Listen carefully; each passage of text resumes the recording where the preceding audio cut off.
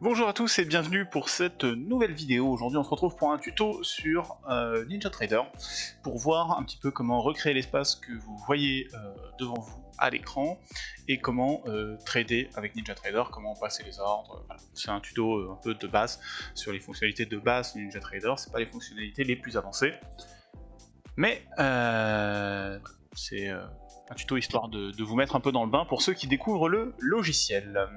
Alors, pour commencer, je vais enlever les fenêtres que j'ai actuellement d'ouvertes.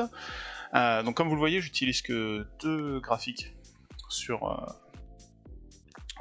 NinjaTrader, là où j'en utilise 3 sur QuantTower. J'utilise pas exactement les mêmes indicateurs, tout ça et tout, mais on va voir ça tout de suite. Donc la fenêtre principale, la fenêtre de base de NinjaTrader, c'est celle que vous avez ici, qui vous permet de voir vos ordres, l'exécution de vos ordres, vos stratégies, vos positions, vos comptes, tout ça. Donc là, on voit mon compte principal, enfin un de mes comptes qui est juste là. Pour ouvrir une nouvelle fenêtre, il suffit de faire un new. Donc vous avez le choix, on a plusieurs types de fenêtres.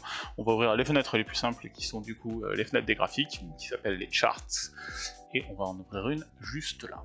Quand on ouvre une chart, la première chose qu'il nous demande, c'est la data series. Donc là, il va nous demander de sélectionner l'instrument sur lequel on veut trader, le graphique qu'on veut ouvrir. Donc moi, généralement, je trade soit sur le NQ, donc le Nasdaq, soit sur le micro du Nasdaq, MNQ, et en ce moment, les futurs sont au décembre 2023. Donc on va prendre NQ 1223, pour moi il est déjà rentré. Pour vous, il ne sera peut-être pas rentré. Il ne faut pas hésiter à le taper directement ici. Vous tapez NQ 1223 et en fait il va vous le donner juste là, NQ futur, IMI Nasdaq futur. Vous cliquez dessus et il va vous proposer automatiquement le Nasdaq, le futur le plus proche. D'accord ? Donc là, en l'occurrence, c'est le 1223, et là il va falloir rentrer quelques informations pour ce qu'on a envie de voir. Donc on a un certain nombre de paramètres à régler. Le premier, c'est l'intervalle du graphique. Donc là, c'est 1 minute pour l'instant. Je vais commencer du coup par 5 minutes, que je vais cliquer ici. Généralement, vous n'avez pas besoin du tick replay, vous pouvez en avoir besoin pour certains add-ons, mais ça c'est avancé, donc on verra ça un autre jour. Combien de jours est-ce que je veux charger? 5 jours pour la 5 minutes, ça me suffit généralement. Pour la 15 minutes, généralement, je vais en charger plus, 90. En général, je charge 3 mois pour ma 15 minutes, mais voilà. Tout ça, c'est les settings de base, on laisse courir normalement. Je veux bien un graphique en chandelle, normal. La bar width, on s'en fiche un petit peu, ça n'a pas trop d'importance parce qu'après vous allez pouvoir resserrer, dézoomer, faire tout ce que vous voulez. Par contre, ce qui est important, c'est les couleurs pour moi, parce que je trouve que les couleurs de base de NinjaTrader sont pas très lisibles. Donc en général, je mets rouge pour mes chandelles qui descendent, et je mets bleu clair pour mes chandelles qui montent. Autoscale, on laisse, tout ça on laisse, tout ça on laisse, et ça après c'est pour la couleur des trades, pour quand il vous met les petites flèches comme quoi vous avez pris un trade. Donc ça on laisse aussi. On va valider ça. Si jamais je voulais deux types de données sur le même graphique, il suffirait de faire add ici pour rajouter un deuxième graphique, et je pourrais par exemple rajouter le S&P 500 si je voulais avoir les deux sur la même fenêtre, c'est possible. Mais pour l'instant je veux que le Nasdaq, donc je vais valider, je vais mettre OK, et il m'ouvre cette fenêtre là. Alors là il m'ouvre avec tous mes ordres de mon autre compte, donc ça nous intéresse pas trop. On va laisser, voilà, sur Sim 101, ah ok, très bien. On va laisser donc sur Sim 101 pour l'instant. On va même sélectionner notre compte, voilà, et on va fermer ça, histoire. D'accord, il veut vraiment. Écoutez, info, pourquoi pas. Donc, comme vous voyez, il y a des traits horizontaux, il y a la grille, il y a des traits horizontaux et verticaux, et j'aime pas trop ça. Donc je vais retourner dans les Properties maintenant. Je vais cliquer sur Properties, le raccourci c'est CTRL-T pour ceux qui veulent, et je vais aller faire un peu de nettoyage. Donc ce que je vais enlever, c'est les grid lines vertical, qui sont juste ici.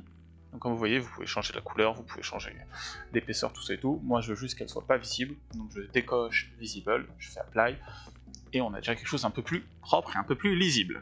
Ça c'est la première chose. Ensuite je vais rajouter mes indicateurs. Mes indicateurs sur ce graphique là, ça va être l'IMA 20, donc l'Exponential Moving Average 20, la VWAP et le Cumulative Delta. C'est les trois indicateurs que je vais avoir sur mon graphique. Donc je vais aller dans Indicateurs, CTRL-I, le raccourci pour ceux que ça intéresse, Et la première chose que je vais rajouter, c'est le premier qui arrive, ça va être mon cumulative delta qui est juste là. Vous n'allez pas avoir le cumulative delta de base dans le logiciel parce qu'il faut l'installer. Il y a un tuto qui arrive juste après cette vidéo là sur comment installer les add-ons, mais n'hésitez pas du coup à aller regarder si jamais c'est pas clair pour vous. Mais donc moi je rajoute mon cumulative delta. Donc comme toutes les fenêtres de NinjaTrader, j'ai mes options en haut à gauche, ce que je peux sélectionner en haut à gauche. En bas à gauche, en haut à gauche. En bas à gauche, j'ai ce que j'ai choisi à mettre sur mon graphique ou à mettre dans ma fenêtre ou quoi que ce soit. Mais donc les options que j'ai choisies. Et à droite, vous avez les propriétés. Donc là, je vais faire add pour que mon cumulative delta passe en bas. On a bien mon cumulative delta qui apparaît ici. Et maintenant, je peux régler mes settings de mon cumulative delta. Je vais mettre d'autres couleurs comme j'ai mis pour ici. Alors là, je mets un bleu foncé, je sais pas pourquoi. Ah, je me suis trompé d'ailleurs. C'est red. Il est où mon red? Voilà. Red pour la chandelle descendante, royal blue pour la chandelle montante. Et là, je vais mettre blanc pour les ombres, parce que du coup, vu que mon graphique est noir, vu que j'ai un thème sombre, c'est mieux si j'ai une bonne visibilité comme j'ai là. Le reste des settings me conviennent bien globalement, donc je vais pas avoir besoin de les changer. Je vais faire apply pour vérifier que ça fonctionne correctement. Et ça fonctionne correctement, j'ai bien mon cumulative delta qui est en dessous, qui est bien propre, où je vois bien mes ombres parce qu'elles sont blanches, donc c'est parfait. Ça, c'est le premier. Maintenant, je vais rajouter ma VWAP. La VWAP, c'est exactement la même chose, il faut l'installer, pareil, vous pouvez aller voir le tuto pour voir comment ça fonctionne, et donc je vais faire exactement la même manip, donc je vais faire add juste ici, je la rajoute, et donc là j'ai pas mal de settings à régler. Je veux qu'une seule déviation, en général moi je ne prends qu'une déviation standard qui est la déviation à 2, donc je prends la première déviation, standard déviation 1, qui est la première qui va être affichée puisque j'en ai pris qu'une, je la veux à 2, opacity c'est bon, 6 pour moi c'est bon, les autres du coup j'ai pas besoin de les régler, la déviation standard 2, 3, 4, 5, j'ai pas besoin de les régler. La data series, bah oui c'est bien NQ, c'est bien NQ1223, c'est bien celle que j'utilise actuellement. On calcule sur le bar close, pas de problème pour moi. On auto-scale, il n'y a pas de souci, tout ça c'est tout bon. Là, je vais juste changer les couleurs. Donc, la VWAP, je la veux jaune. Je la veux pas en pointillé, je vais vous montrer. Là pour l'instant, c'est pointillé, je la veux pas en pointillé. Je la veux solide, je veux bien une ligne et je veux une largeur de 2. J'ai fait entrer mécaniquement parce que c'est réflexe. On va revenir dessus. Donc je refais CTRL-I pour revenir dessus. Et donc maintenant j'ai bien ma VWAP bien propre. J'ai mes déviations standards qui sont faits comme ça ici. Donc là on a la couleur c'est tan, c'est bien des pointillés en ligne avec une largeur de 1. Et là c'est la zone d'opacité. Donc c'est la zone qui était ici avec opacité 6. Et avec la couleur Cornflower Blue. Donc là pour moi ça c'est tout bon, j'ai bien ma VWAP avec mes deux déviations standards, c'est parfait. Et du coup le troisième indicateur que j'utilise c'est l'EMA20 qui est juste là, donc Exponential Moving Average, qui est une autre mesure du prix. Je fais exactement la même chose, je sélectionne, j'ajoute, moi je la veux sur une période de 20, donc je veux qu'ils prennent 20 chandelles au lieu de 14. La data series c'est bien NQ1223, ça c'est bon, ça c'est bon. Ça c'est bon aussi. Peut-être que je vais changer la couleur. Non, Goldenrod c'est bien. Allez hop, on applique, et on arrive exactement à la fenêtre que vous aviez auparavant. Je vous la remontre pour que vous puissiez vérifier. Mais on arrive exactement à la même chose. Voilà un petit peu. Donc vous voyez, ça va relativement vite. Hein. Une fois que vos add-ons sont installés, ça va vraiment très vite. Pour ne pas m'embêter à refaire exactement la même fenêtre à droite, je vais juste dupliquer cette fenêtre là. Donc je fais clic droit en haut sur la barre tout en haut, je fais duplicate window. Je vais la réduire un petit peu pour qu'elle rentre bien dans mon espace de travail. Celle-ci je la veux pas en 5 minutes mais je la veux en 1 minute. Donc là je vais juste sur les timings en haut, je sélectionne 1 minute. Et sur celle-ci je veux pas les indicateurs. En général j'en ai pas besoin, donc ce que je vais faire c'est que je vais aller là, je vais faire remove, apply, et j'ai mon graphique tout simple. En fait d'habitude je laisse quand même le cumulative delta, donc on va remettre le cumulative delta. Hop. juste là. Comme ça vous permet de revoir la manip, c'est vraiment cool. C'est vraiment cool. Royal Blue, White, pas besoin de changer tout le reste, appliquer, ok. Et voilà. Donc on a bien retrouvé nos deux fenêtres, avec une fenêtre en 5 minutes, une fenêtre en 1 minute. Maintenant, si je veux trader sur NinjaTrader, très simple, ça fonctionne sensiblement comme Cointower et comme à peu près tous les autres logiciels de trading. Ça vaut toujours le coup de le montrer, on sait jamais. Donc vous avez, pour avoir ce panneau-là, le panneau de trading, vous allez sur cette icône-là, qui est Chart Trader, vous cliquez dessus et vous activez Chart Trader qui est juste là. D'accord ? Si vous mettez off, il vous l'enlève, si vous cliquez dessus, il vous le met, et vous pouvez le cacher si vous voulez, ça sert à rien je trouve, mais voilà, vous pouvez le cacher si vous voulez. Donc une fois que vous avez ce panneau-là, vous sélectionnez d'abord le compte sur lequel vous voulez trader. Donc moi là je vais mettre le compte de simulation parce que j'ai pas envie de prendre un trade sur mon compte à moi. Mais on va faire ça là. Et à ce moment-là, je peux acheter un ordre. Il me met l'ordre, il m'indique combien est-ce que j'ai de gains. Donc là il me l'indique en tick, pour l'instant en points et en... Il me l'indique en points d'ailleurs, pas en tick, il me l'indique en points. Si je clique sur le chiffre ici, il va commencer à me l'indiquer en tick. Donc là vous voyez maintenant, c'est plus en points, c'est en tick. Si je le clique là maintenant, il va me l'indiquer en dollars. C'est vachement pratique. Maintenant, il me l'indique en pourcentage. Et maintenant, il va pouvoir me le réindiquer en points. Voilà. Bon, en général, je le laisse en points, c'est une question de préférence, chacun son délire. Mais du coup, il suffit de cliquer là pour changer l'affichage de comment il vous montre le trade. Une fois que je suis satisfait avec mon trade, il me suffit de le close ici. Et il me close mon trade. Vous voyez, il vous dit où est-ce que j'ai acheté, où est-ce que j'ai vendu. Donc ça, c'est pour les fonctionnalités de base, hein. Vous avez exactement la même chose avec le Sell Market ici, et Close. Vous avez le bouton Reverse ici, qui fait que si vous avez une position dans un sens, ben vous pouvez l'inverser si jamais le marché se retourne contre vous et que vous voulez essayer de le prendre dans l'autre sens. Vous avez la quantité de lot ici, Order Quantity, donc là si je voulais mettre 2 contrats par exemple, au lieu d'un seul contrat, il suffirait de faire Buy Market ici, et maintenant j'ai bien 2 contrats qui s'affichent ici. Vous le voyez sur la valeur en haut, je bouge bien de 10 $ par tick au lieu de 5 $ par tick comme je bougeais tout à l'heure. Donc là je vais le reclose de nouveau. Voilà, voilà. Ensuite, on va voir comment positionner les ordres d'achat directement sur le graphique. Donc là il suffit de faire clic droit sur le niveau qui vous intéresse. Donc on imagine que je me dis, bon bah tiens j'achèterais bien à 15 100, ou je vendrais bien à 15 100, ce serait plus logique. Je vendrais bien à 15 100, vous faites clic droit sur le graphique sur le niveau. Donc là, il me dit voilà, sell limite 2 at 15 501, donc effectivement c'est ce que je veux faire. J'ai envie de vendre 2 contrats à 15 501, donc je me suis cliqué droit dessus, je mets OK, et j'ai mon ordre qui est en attente. Quand mon ordre il est en attente, du coup je peux le modifier après, je peux me dire oh oui finalement 101 c'est peut-être un peu haut, finalement je verrais bien l'ordre à 56 pour peut-être qu'il soit fil, sachant qu'on est à 52, non c'est un peu haut peut-être, mais je vais le mettre là, on va être fil normalement. S'il veut bien aller le taper. Non, c'est juste pour m'embêter.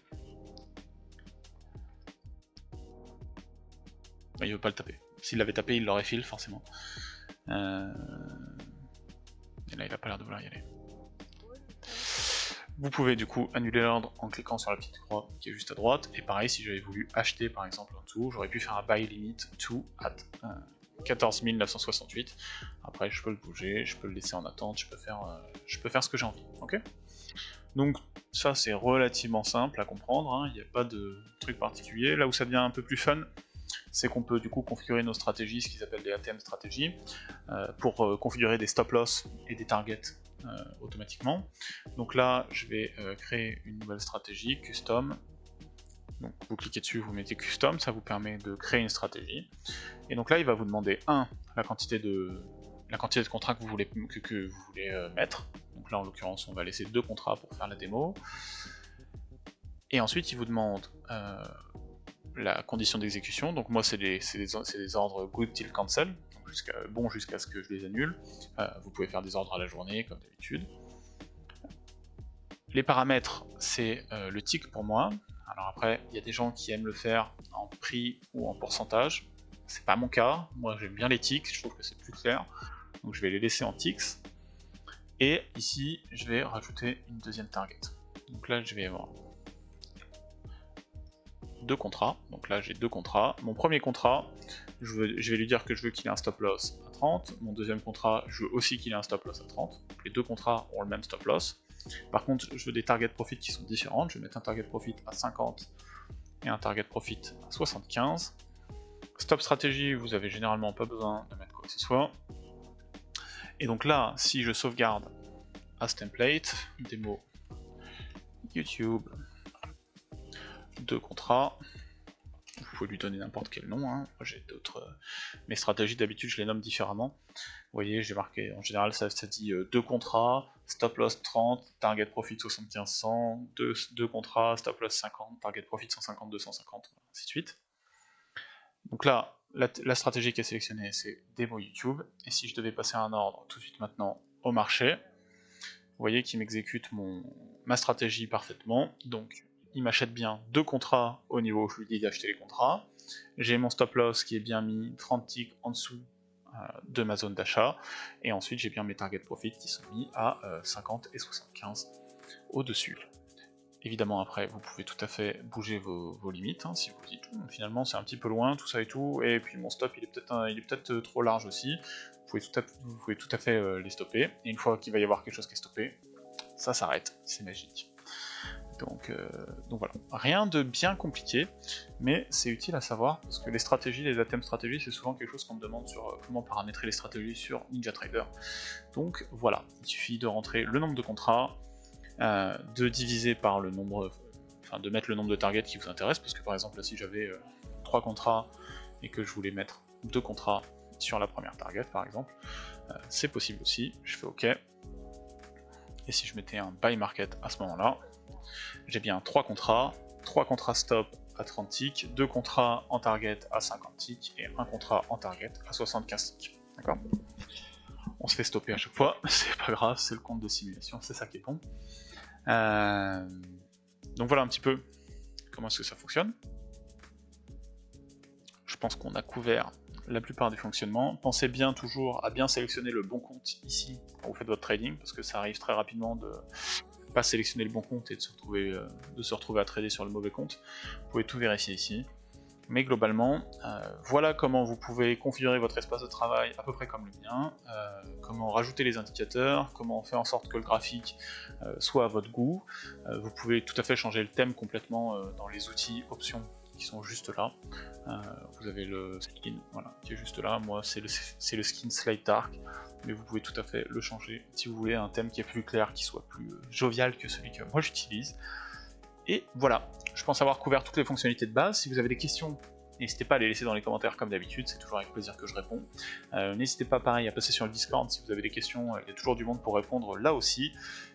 Je pense que c'est tout bon, je vous souhaite à tous une excellente journée, très bon trading à tous, faites des sous, et on se retrouve du coup pour le prochain tuto qui est celui sur comment installer des add-ons. Je vous remercie, je vous souhaite à tous un bon trading et à la prochaine. Ciao.